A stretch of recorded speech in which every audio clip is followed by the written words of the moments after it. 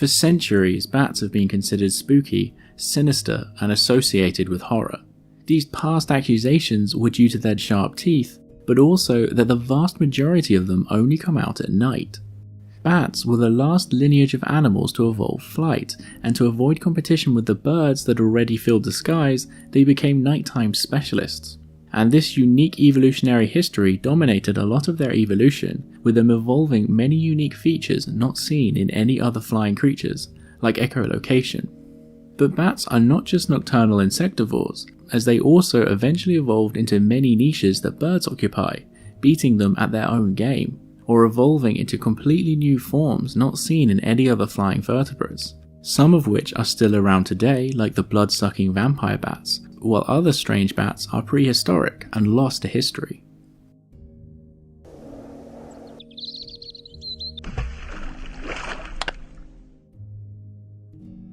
The evolutionary history of bats is confusing because there are no fossils of them for the first 10 million years or so after the dinosaurs died out.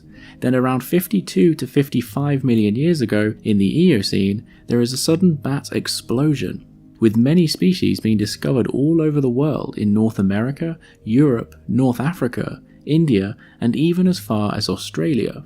And adding to the mystery, these early Eocene bats were very recognizable as bats, and no transitional proto-bat that was halfway between a land creature and a flying creature has been discovered. One of the most primitive out of these ancient bats was called Onychonycterus, that is known from a fantastically well-preserved fossil, as it got buried under a lake bed in Wyoming when it died. Its wings were quite a bit smaller than modern bats, meaning it probably wasn't quite as good at flying, and it had retained a few primitive features from its land animal days, like a long, almost rat-like tail and little claws at the end of every one of its fingers. But this creature was definitely capable of powered flight, and was definitely a bat. And this is the same story with all of the other Eocene bats, that although may have been slightly primitive in some ways, were definitely bats.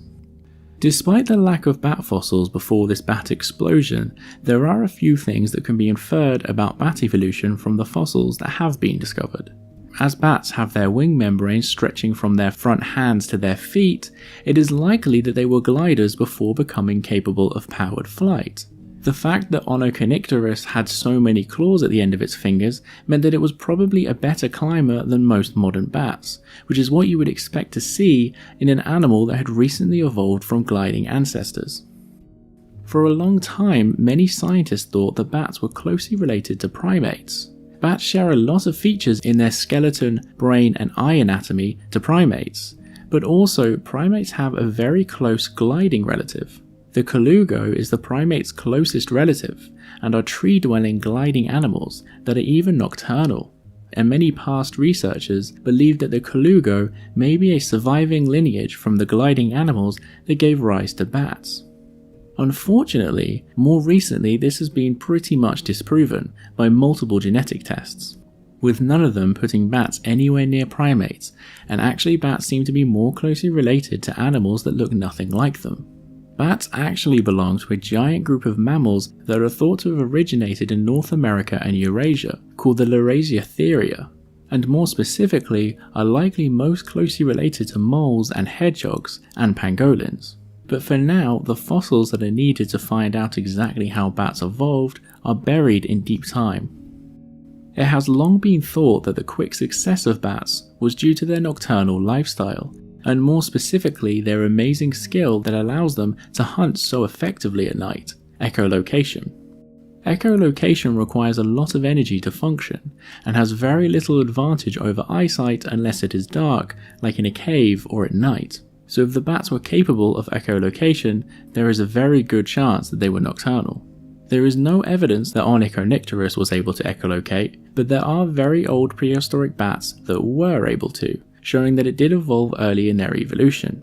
For instance, there is evidence that another Eocene bat called Paleochiropteryx, found in Germany, was able to echolocate. Paleochiropteryx branched off very early in the evolution of bats. So if this bat was able to echolocate, then all currently living species must have descended from echolocating and nocturnal ancestors. Fruit bats, scientifically known as pteropodids, are unable to echolocate, So if they also descended from an ancestor that was able to echolocate, then they must have lost this ability during their evolution. And this is very likely to be the case, as the embryos of fruit bats have the same adaptations in their ears as echolocating bats have that allow them to hear very high frequencies. So it is highly likely that fruit bats were able to echolocate once, like their smaller cousins, but as they became more active during the day and started to eat more fruit, they lost this ability.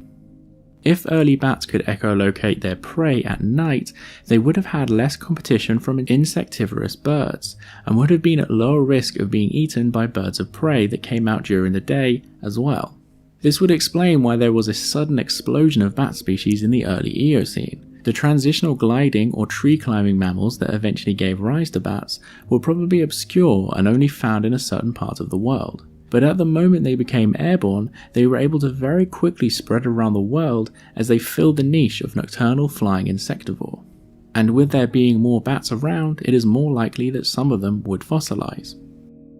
Bats may owe their original success to their adaptation to a nocturnal insectivore lifestyle, but eventually they would evolve into many forms. In fact, as early as the Eocene they had already diversified a lot.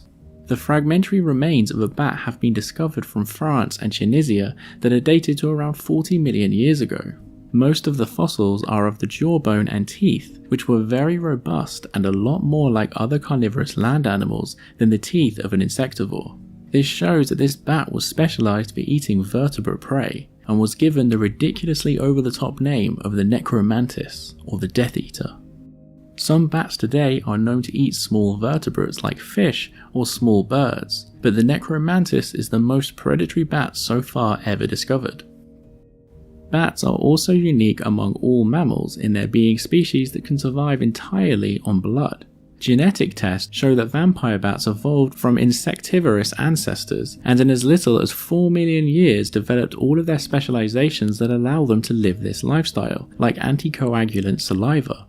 Although they drink blood from a large variety of animals, including humans, their favorite foods are large mammals like seals or cows. Because of this, and their insectivorous past, it is thought that they may once have fed on the parasites like ticks and fleas that surrounded the large mammals, but then progressed to feeding on the mammals themselves. This is what happened with oxpeckers that usually feed on the insects that surround large African mammals, but will sometimes just feed on elephants or hippos directly if they have wounds. As little as 3,000 years ago, a giant species of vampire bat once lived in South America. It was named Desmodus draculae and was as much as 40% larger than the common vampire bat, with a wingspan of half a meter, which is around the same size as some of the smaller species of fruit bat. But it drank blood. On a few occasions when bats diverged from their insectivorous ancestors and started to take on new forms, their evolution mirrored that of the flying creatures that had come before them. Bats are found on every continent apart from Antarctica, and are usually either giant fruit bats or the small insect-eating variety. But in South America, the leaf-nosed bats had evolved into many different forms, with some of them eating fruit and others even preying on small birds. But one group of them converged with hummingbirds and butterflies in evolving to eat nectar. Amazingly, one of these creatures, called the Costa Rican orange nectar bat, has grooves down its tongue that it can use to suck up the nectar from a flower into its mouth. So their tongue is used in a similar way to how a butterfly uses its proboscis, or how a nectar-eating bird uses its long beak. This shows that once animals have evolved flight, there are selective pressures that push them down the same evolutionary pathways. So once they took flight, their evolution mirrored the flying animals that came before. But how bats originally took to the air is still a mystery, and probably will be until more fossils are uncovered. However, this was the same place that scientists were in during the 60s and 70s with whale evolution, and then all of a sudden many fossils were discovered, perfectly showing the transition of how whales went from a land animal to an aquatic animal. So the discovery of a proto-gliding or climbing bat may just be around the corner. Thank you for watching. A big shout out to my patrons, especially the new big contributors Binky Barnes, Jekylldex, Woo Guowei, Jane Pyers, Legolas, and Persian Boy. If you enjoy content like this, then consider becoming a patron as well.